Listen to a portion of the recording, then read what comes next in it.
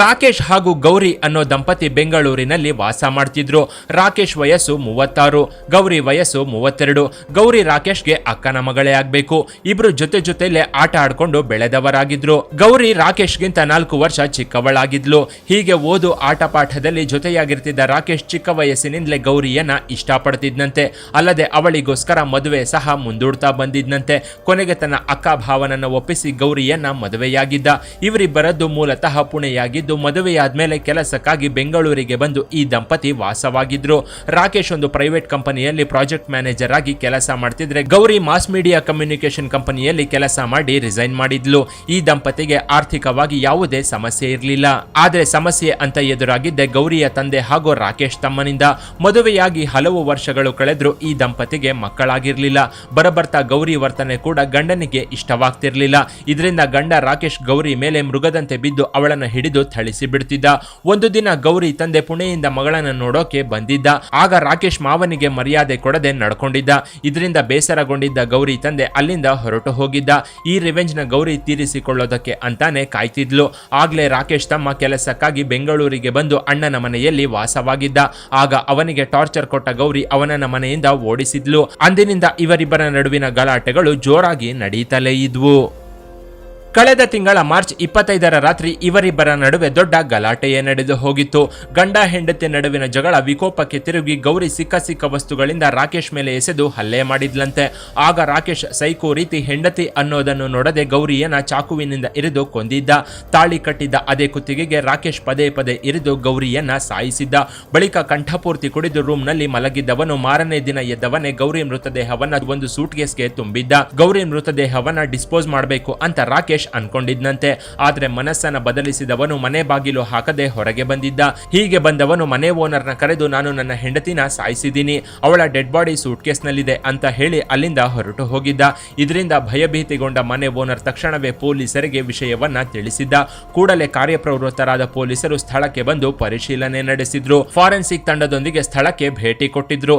ಇತ್ತ ರಾಕೇಶ್ ತನ್ನ ತಂದೆಗೆ ಫೋನ್ ಮಾಡಿ ನಡೆದ ವಿಷಯವನ್ನೆಲ್ಲ ತಿಳಿಸಿದ್ದ. ನನಗೆ ಗೌರಿ ಟಾರ್ಚರ್ ತಡ್ಕೊಳ್ಳೋಕೆ ಆಗದೆ ಅವಳನ್ನ ಸಾಯಿಸಿದೆ. ನನಗೆ ನಿತ್ಯ ನರಕ ತೋರಿಸ್ತಿದ್ಲು. ಅಲ್ಲದೆ ನಿಮ್ಮನ್ನ ಕೂಡ ಅವಮಾನಿಸಿದ್ಲು. ಹೀಗಾಗಿ ಅವಳ ಜೊತೆ ಹೇಗೋಕೆ ಆಗದೆ ಅವಳನ್ನ ಸಾಯಿಸಿದೆ. ಬಾಡಿ ಮನೆಯಲ್ಲೇ ಇದೆ. ನಮ್ಮ ಓನರ್ಗೆ ಈ ವಿಷಯವನ್ನ ತಿಳಿಸಿದ್ದೀನಿ. ಈಗಾಗಲೇ ಪೊಲೀಸರು ಕೂಡ ಬಂದಿರ್ತಾರೆ.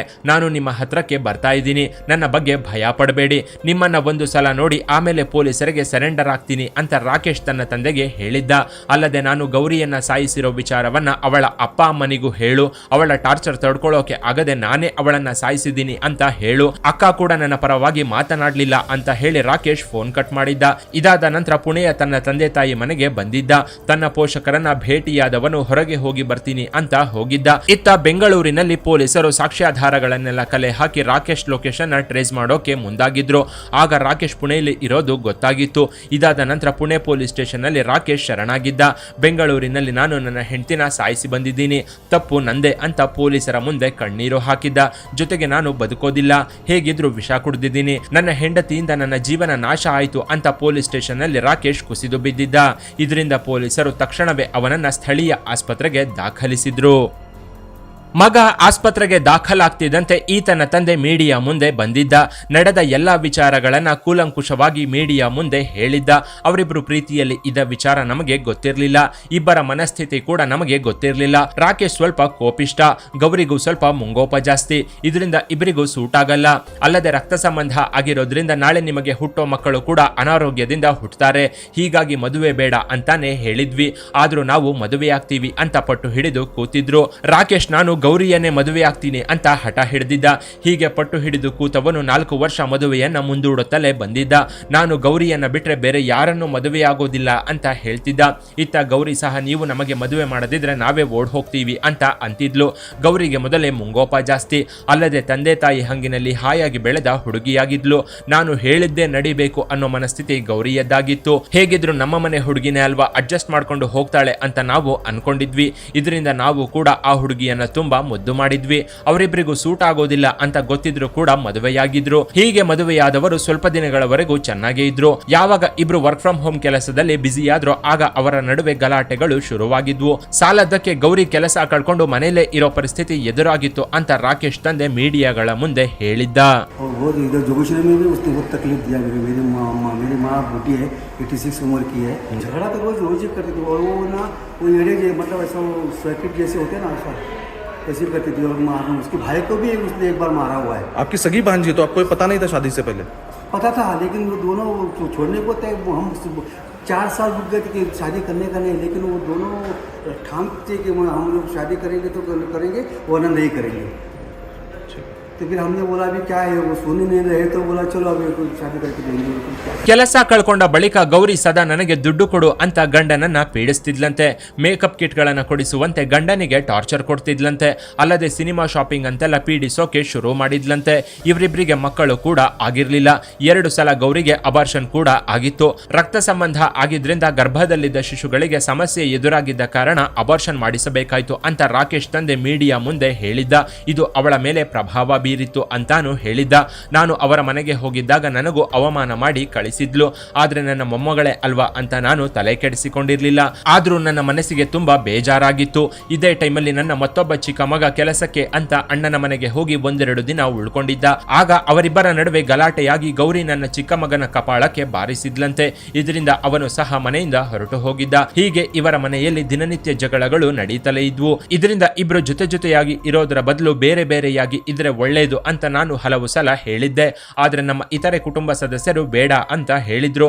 ಆದ್ರೆ ಈಗ ಈ ಘೋರ ದುರಂತವನ್ನ ನಾನು ಕಣ್ಣಾರೆ ನೋಡ್ಬೇಕಾಗಿ ಬಂತು ಅಂತ ರಾಕೇಶ್ ತಂದೆ ಕಣ್ಣೀರು ಹಾಕಿದ್ದ. 2 दिन 4 दिन पहले उसकी लड़की की माँ को भी उसने फोन किया था कि ये मेरे को बहुत तकलीफ दे रही है करके. तो उसकी माँ ने भी उसको समझाया क्योंकि उसकी माँ जो है लड़की की वो मेरी सगी बहन है और वो लड़की जो है मेरी सगी भांजी है. और वो इधर जोगेश्वरी में भी उसने बहुत तकलीफ दिया. मेरी माँ बूटी है 86 उम्र की. ಇನ್ನು ರಾಕೇಶ್ ಆರೋಗ್ಯ ಸ್ಥಿತಿ ಸ್ವಲ್ಪ ಸುಧಾರಿಸಿಕೊಳ್ತಿದ್ದಂತೆ ಬೆಂಗಳೂರು ಪೊಲೀಸರು ಪುಣೆಯಿಂದ ಆತನನ್ನ ಕರೆತಂದಿದ್ರು. ಬಳಿಕ ಇವನ ಆರೋಗ್ಯ ಸಂಪೂರ್ಣವಾಗಿ ಚೇತರಿಸಿಕೊಳ್ಳೋದಕ್ಕೆ ಅಂತ ಮತ್ತೆ ಆಸ್ಪತ್ರೆಗೆ ದಾಖಲಿಸಿದ್ರು. ಕೊನೆಗೆ ರಾಕೇಶ್ ಆರೋಗ್ಯ ಸ್ಥಿತಿ ಸುಧಾರಿಸಿಕೊಳ್ತಿದ್ದಂತೆ ಅವನನ್ನ ಜೈಲಿಗೆ ಕಳಿಸಿದ್ರು. ಇವರಿಬ್ರು 2 ವರ್ಷ ಆಗಿದೆ ಮದುವೆ ಆಗಿ ಮಹಾರಾಷ್ಟ್ರದವರು. ಇಲ್ಲಿ ಹೋದ ತಿಂಗಳು ಬಂದಿದ್ರು ಜಾಬ್ ಮಾಡಕ್ಕೆ. ಅವರು IT ದಲ್ಲಿ ಪ್ರಾಜೆಕ್ಟ್ ಮ್ಯಾನೇಜರ್ ಆಗಿ ಹಿಟಾಚಿ ಕಂಪ್ನಿದಲ್ಲಿ ಕೆಲಸ ಮಾಡ್ತಾ ಇದ್ದಾರೆ. ಅವರು ಹೌಸ್ ವೈಫ್ ಇದ್ರು, ಜಾಬ್ ಹುಡುಕ್ತಾ ಇದ್ರು ಅಂತ. ಇಲ್ಲ ಪೀಸಸ್ ಇಲ್ಲ, ಬಾಡಿ ಫುಲ್ ಇದೆ. ಸುಟ್ಕೇಸಲ್ಲಿ ಇಟ್ಟಿದ್ದಾರೆ. ಹೀಗೆ ಪ್ರೀತಿಯಲ್ಲಿ ಒಂದಾದ ಈ ಜೋಡಿ ಕೊಲೆಯಲ್ಲಿ ಇವರ ಜೀವನವನ್ನ ಅಂತ್ಯಗೊಳಿಸಿಕೊಂಡಿದ್ರು. ಕೊನೆಗೆ ಗೌರಿ ಅಂತ್ಯಕ್ರಿಯೆ ಮಾಡೋದಕ್ಕೆ ಅವಳ ಕುಟುಂಬ ಸದಸ್ಯರು ಮೃತದೇಹವನ್ನ ತಗೊಂಡು ಹೋಗಿದ್ರು. ಕೊನೆಗೆ ನಾನು ಎಂಥ ದೊಡ್ಡ ತಪ್ಪು ಮಾಡಿದೆ ಅಂತ ಪೊಲೀಸರಿಗೆ ಶರಣಾಗಿದ್ದ. ಇನ್ನು ಈ ಕೇಸ್ ತನಿಖೆ ಹಂತದಲ್ಲಿದ್ದು ಈ ಸ್ಟೋರಿ ಬಗ್ಗೆ ನಿಮ್ಮ ಅಭಿಪ್ರಾಯವನ್ನ ಕಾಮೆಂಟ್ ಮಾಡಿ. ಕೆಳಗಿನ ಡಿಸ್ಕ್ರಿಪ್ಷನ್ ಬಾಕ್ಸ್ ನಲ್ಲಿ ವಾಟ್ಸ್ಆಪ್ ಚಾನೆಲ್ ನ ಲಿಂಕ್ ಕೊಡಲಾಗಿದ್ದು ಅದನ್ನ ಸಹ ಫಾಲೋ ಮಾಡಿ. ಇನ್ನಷ್ಟು ಇಂಟ್ರೆಸ್ಟಿಂಗ್ ವಿಡಿಯೋಗಳಿಗಾಗಿ ಚಾನೆಲ್ ನ ವಿಸಿಟ್ ಮಾಡಿ.